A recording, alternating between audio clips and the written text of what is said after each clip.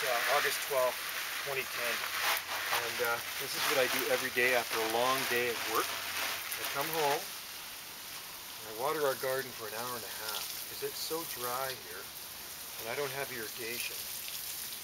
I don't have in-ground irrigation, so I drag this hose around, which I have hoses all over the property I drag around, and I water the plants. I water the plants that need it.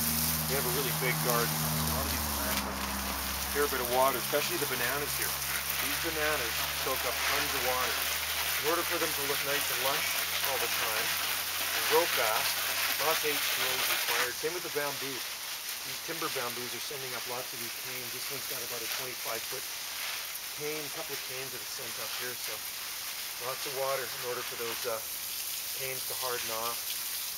This is a date palm I'm watering now, and yeah, palms grow really good with more irrigation in the summertime. It's about 23 degrees out here right now, Celsius. So in Fahrenheit, for my American viewers, that is probably around 76 degrees Fahrenheit. It is 5:20 p.m. in the late afternoon or early evening, and I just kind of started watering the garden right now. And when I finish up, it will probably be just after 7 sometime. But you know what? Watering the garden is relaxing. And if there's any problems with some of the plants, I can spot it by checking them out while I water. The thing with automatic irrigation systems, it's all done on a timer and you never really get to look at the garden.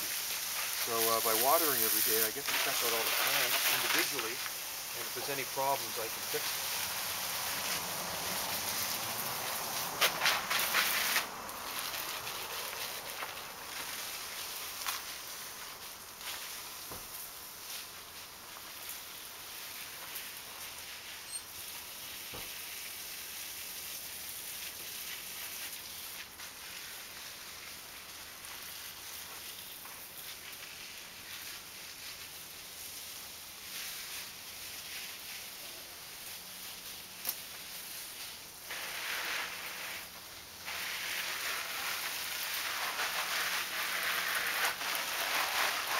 Kiwis take the most water, kiwis and the bananas.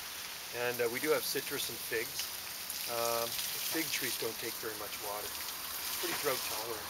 But the citrus, in order to look nice, we have to put down a fair bit of water as well. It suffered a little bit, because I could neglect it, so it's just starting to pop some more leaves out right now. So I'll grab that camera. I'll give you a walk through the jungle right now. Salt Spring Island, west coast of Canada jungle. And for those of you that don't know where Salt Spring Island is, it is located in the southern Gulf Island chain off the extreme southwest coast of British Columbia, Canada.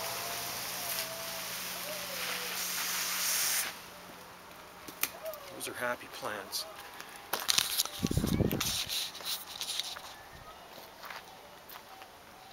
Those are the bananas.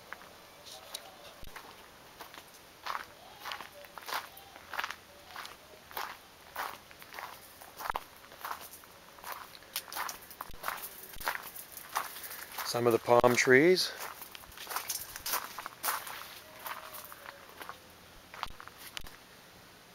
These big leaves here are figs. That's Ficus carica. That's edible fig. These are just huge tropical looking leaves. Oleanders are blooming in here. There's oleanders there. More oleanders. Bird of paradise, but no blooms on that one. And lots of thick jungly plants in here. Large garden we have here. It stretches a few hundred feet anyway. So that's why it takes time to water it. Yuccas are doing wood. These guys I never water. The yuccas are really drought tolerant. They're desert plants, so I have lots of them growing in here. They're just sort of on their own. There's even one growing way in there too, getting surrounded by all this other vegetation. And these guys I don't water actually either. These are Senecio Grayi from New Zealand. They're pretty drought tolerant plants growing in the rock. We have very rocky soil here. That's why the eucalyptus trees do so well. A lot of eucalyptus trees, kind of like a forest of them wrapped around our house here. And then this is a hedge of Ceanothus California lilac down the driveway. It blooms in the spring, so a lot of these plants bloom at different times of the year. Some even bloom in the winter time, believe it or not. But yeah, it really does give you a jungle feel in here because there's so many mass-planted subtropical species.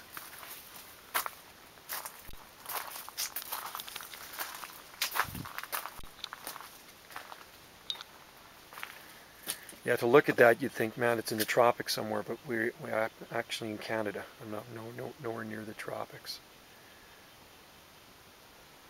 I think the closest tropical place to us would probably be Hawaii.